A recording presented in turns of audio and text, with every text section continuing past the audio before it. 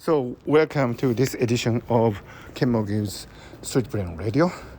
And I'm going to talk about mononaware, a very important concept in the philosophy of life in Japan.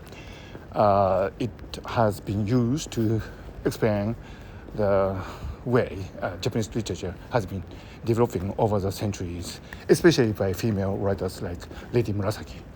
And mononaware is a very interesting concept. It can be translated as the pathos of things, and it describes how we feel when we are faced with many different ups and downs of life. And this is very important, so I would state it right away.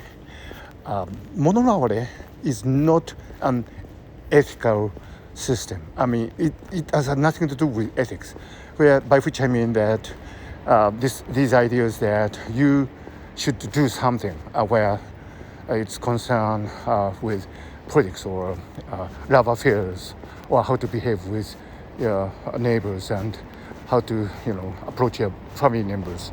The Chinese tradition is of course heavily dipped into the ethical universe, which is really great. Confucius was a really wonderful person who taught us how we should behave as a good human being, and that is really wonderful. But mononaware is different. I mean, it's something more flexible and more free. For example, if you look at The Tale of Genji by Lady Murasaki, the love affairs. The prince, Hikaru Genji, goes from one affair to another, dating many women. But there is no moral issues involved in that. There's no trace of Prince Hikaru Genji's inner struggle, where he thinks whether this is right or wrong, whether he should date with this woman or not. It's just an observation of the naturalistic psychology of humans that would add color to the tale of Genji. So of course Prince Hikaru Genji is aware of the fact that if he doesn't go to a woman's place where he used to go, the woman would become sad.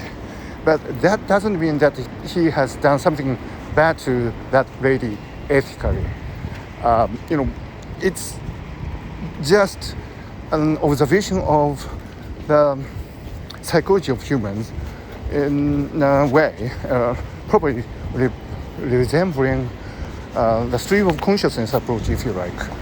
You just observe what's happening in human psychology without making ethical judgment. And that is the wonderful tradition of Japanese literature, as far as I am concerned. And that is the gist of the mononaware, pathos of things.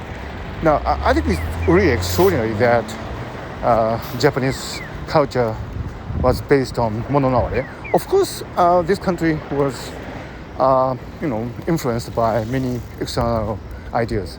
For a long time, the Chinese culture has been incorporated into the Japanese culture. And after modernization, the Western ways of thinking have entered Japan. But through that process, I think even today, there's this idea that to live is not about following a set of rules about your morality, but to be human. And if you are human, there could be many things that could disturb your life and the lives of your loved ones. And you don't make ethical judgments, but you just observe what's happening in your mind and in the hearts of other people, in a way resembling the stream of consciousness approach. That is mononaware for you. And the traditional mononaware, I think, is very much alive in Japanese manga and anime, which are, as you might know, quite free from moral obligations for, a fight against the status quo or all these things. The Japanese people have fundamentally liberal attitude towards what you can do in your life, as long as you keep a certain human dimension. Now, this is crucial. I think the Japanese approach to life, exemplified by Mononaware, is a humanism in a form, and it's probably different from the typical Western style humanism, but it is a Japanese version of humanism, and which I think has made this country great in the past, if you excuse my using this word. But it is also its limit. I think, for example, when it comes to issues like globalization or international affairs, the Mononaware approach doesn't stretch too much. I think that's what happened to Japan in the run-up to the Second World War. I mean, you can't wage wars with countries like the UK or the United States based on this concept of Mononaware. But I think the Japanese government actually tried to do that by stressing, the family value and perceiving the whole nation as a family. Whereas, in the UK, they approached war with a more dry, intelligence-based approach, like the famous Operation Mincemeat, where the British, made some really confusing crews, and so that the Germans would believe that they would be attacking a different place, where actually they were aiming to attack Sicily. So this is a very famous operation in the Second World War. In the tradition of Mononaware, tactics like Operation Mincemeat wouldn't emerge. So if you look at the tale of Heike, for example, which describes how two really powerful samurai clans clashed with each other, and how one clan perished, and in a really tragic manner.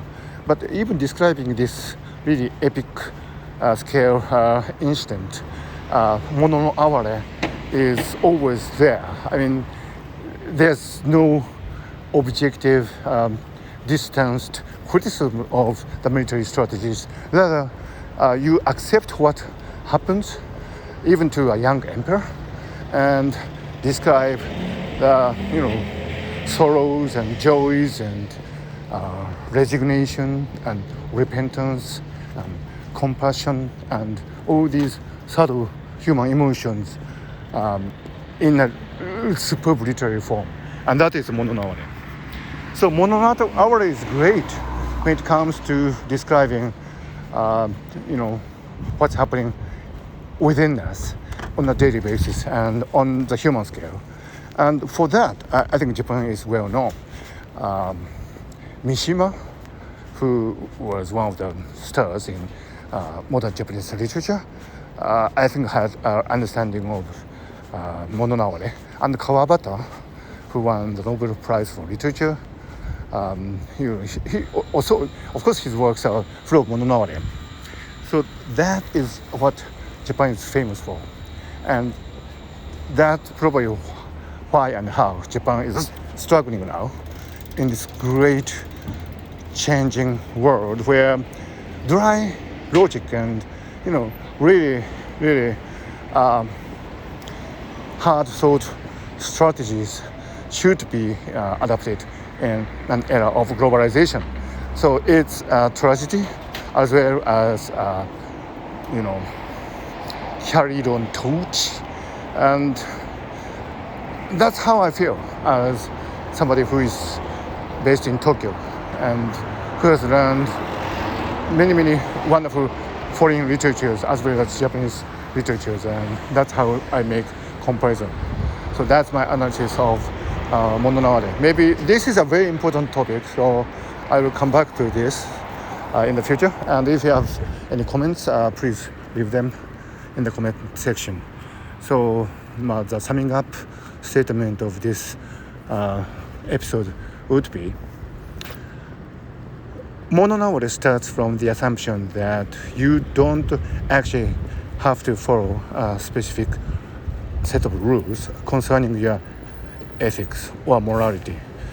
That doesn't help you from feeling sad, mad, joyous, blissful with the occurrences in your daily life, and that's what makes you human. So mononoke is about humanity on an individualistic scale, and that is both the strength and weakness of the Japanese culture. With that thought, I leave you in this episode of Kenmogi's Street Brain Radio. I have been broadcasting from Shinjuku, Tokyo, Japan.